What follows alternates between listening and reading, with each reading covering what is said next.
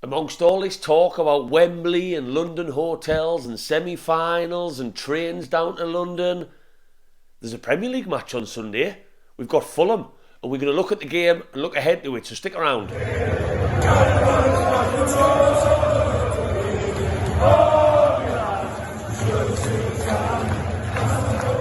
Welcome back to Black and White Banter, you lovely, lovely Newcastle fans. And if you are new to Black and White Banter, you've just stumbled across this video for the first ever time, or you're a lovely subscriber of ours, please do us a favour now and whack that little like button. Just one of them goes a very, very long way to getting us in that Newcastle algorithm and basically making all the editing and the recording and the posting worth it, because it gets actually viewed by some people. So do that now, and if you haven't already, please get Black and White Banter across all social media.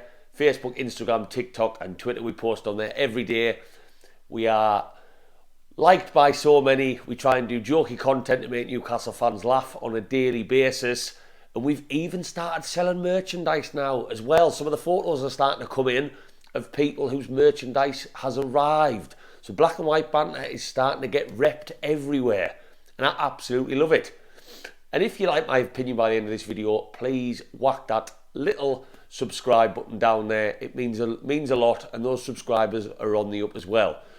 So as I mentioned at the start of this video, there's been a lot going on with Newcastle United recently, and it's very easy to forget that there is a Premier League match on Sunday, with the euphoria of Tuesday getting through to the Carabao Cup semi-finals, the draw being quite favourable, giving us Southampton after Man City got knocked out, scarves being waved, Joelinton being a naughty boy, people booking Wembley hotels and talking about how many tickets we might get if we get there. There's been so much going on this week that for the first time in a very long time, the league almost feels like a bit of a side piece. So we do actually have a Premier League game on Sunday against Fulham, as Santiago Munez from the famous Go movie would say, Fulham. Mitrovic and co are coming up to St James's Park, and they are pretty much in form. They have just got up to 6th in the league when they beat Chelsea on Thursday. So they are very much, you could almost argue Fulham are a surprise package of the season this year. I've been very impressed in the short spells that I've watched them play. They've obviously got a very familiar face up front in Mitrovic. I really hope this game doesn't give the opportunity for so many Newcastle fans to say we shouldn't have got rid of him. I don't really like that, because in my opinion, Mitrovic, when we had him, yes, he looked good, yes, he was passionate, and that's what we loved, but he was a very raw, very young striker, still making a lot of mistakes. He was very hot-headed, and he's grown up a lot since then. And don't forget, and this is what a lot of Newcastle fans forget, I actually had this argument with a friend of mine. Mitrovic did not want to be at Newcastle. He actually said in an interview after leaving he didn't like how it was all eyes on him when he walked through the city, how he was getting mobbed by fans constantly. He wasn't a huge fan of that. And that interview went past the radar a little bit with a lot of people. I think a lot of people think Mitrovic absolutely loved it up here. So yeah, I hope this doesn't give the opportunity for fans to jump back on them. We should have never got rid of him now. It's as boring as the did you like Rafa debate, in my opinion. I'm glad those have both died now a little bit. But yeah, this is a very stern test of our capabilities. It's St James's Park on Sunday.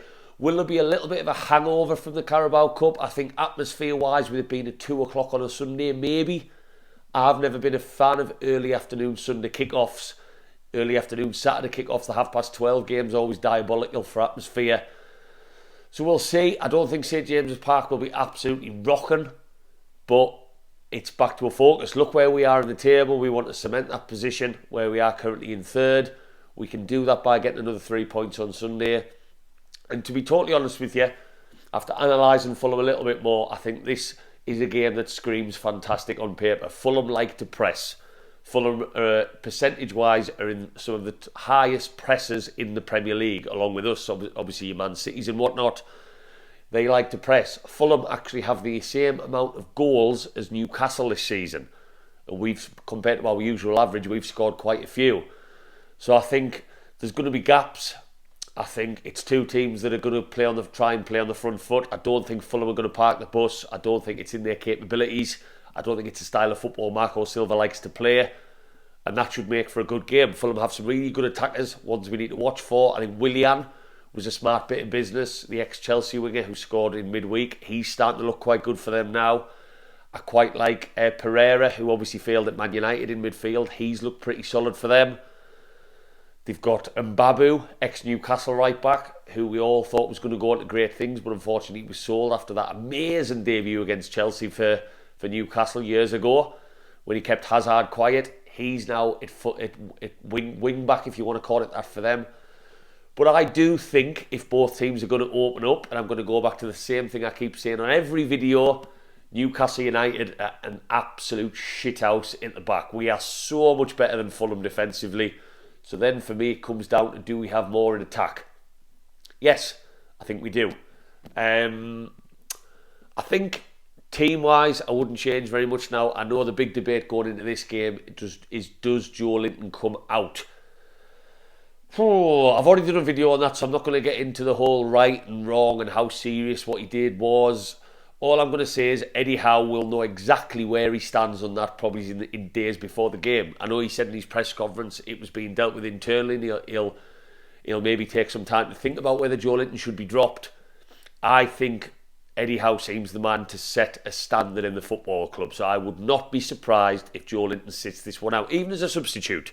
I don't mean fully from the squad, I mean dropped from the starting lineup. We'll see. Generally though, I think the rest of the team picks itself. Some people might be arguing for Isak to come in, but I'd be very surprised because Callum Wilson has become very integral to what we do, and it just looks like he's starting to get his sharpness back. I think there's no reason why Isak now can't start to see half an hour of games, which, if I'm being totally honest with you, in my opinion, is amazing for Wilson. If Wilson can start playing 60-minute matches, that's only going to be better for his hamstrings and better for the longevity of Wilson being able to see out the season. With so many games coming up, Southampton over 2 legs, the Premier League being as intense as it is, that can only be good for Newcastle. So I'm all for Isak getting a good half an hour, but I would start with Callum Wilson. St. Maximin, he's still in a lot of people's equation. I wouldn't necessarily start St. Maximin. For me, he's still not doing enough when he comes off the bench to warrant that. I think the time is going to come where Eddie Howe thinks it's the right game for him against quite a pacey Mbabu at right back for Fulham. I don't know whether that's Sunday, but there will be gaps because, like I said, Fulham like to press. So I guess there's 2 arguments to that. I just don't think there's the need to change anything. If, hypothetically, Joelinton stays in, then I would go with your Willock, your Longstaff, your Joelinton, your Bruno, your Almiron, and your Maxi, and your Wilson. Sorry.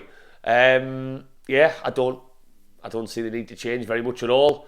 So that's what I would go with. Now, if, as I mentioned, if Eddie Howe decides to go without Joelinton, that's when I personally think Maximin can come into the equation.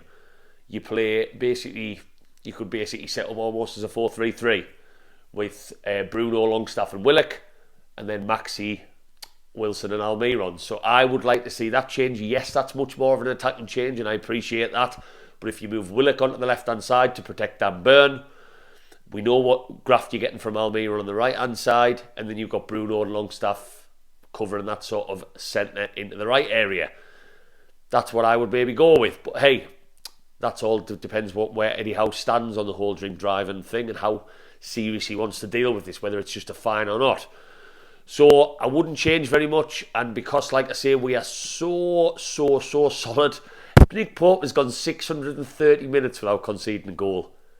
I don't even know what the world looked like 630 minutes of football ago, but I'm sure it looked very different. At least it was probably still summer.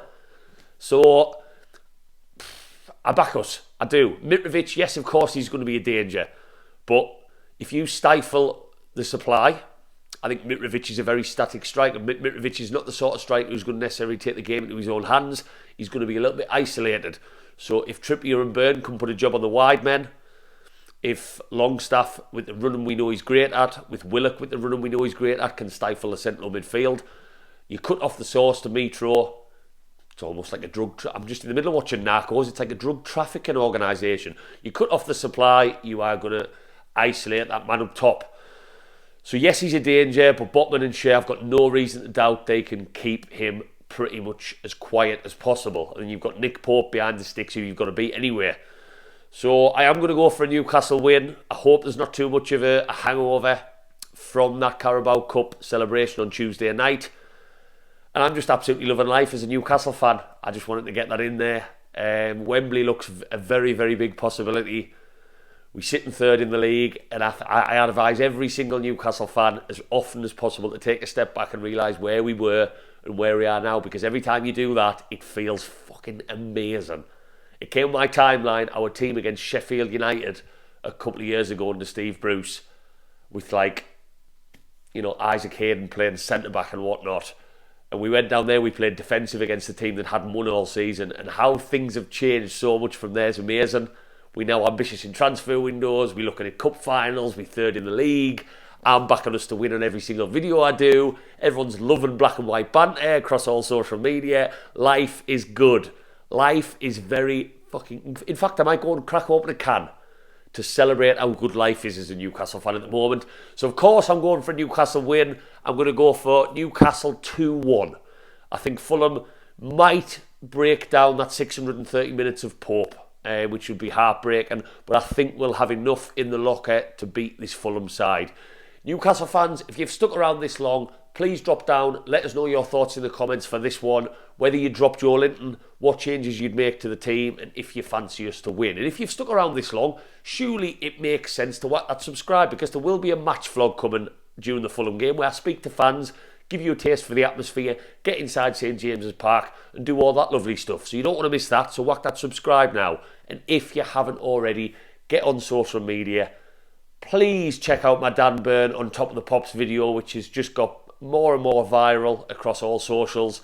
Do that now. It took a long time to make, but my God, did I love making it. And if you'd like some Black and White Banter merchandise, my loyal subscribers out there who might be watching this, let me know. I'll give you the link for the website. I'll put it in the description, and you can order yourself a lovely Black and White Banter mug, maybe a scarf, maybe a hoodie, maybe a t-shirt for a loved one. Let me know and get in the comments and click that link. I'll see you on the next video, Newcastle fans. Enjoy your weekend before that belated kick-off on Sunday afternoon, because life as a Newcastle United fan is fucking fantastic at the moment.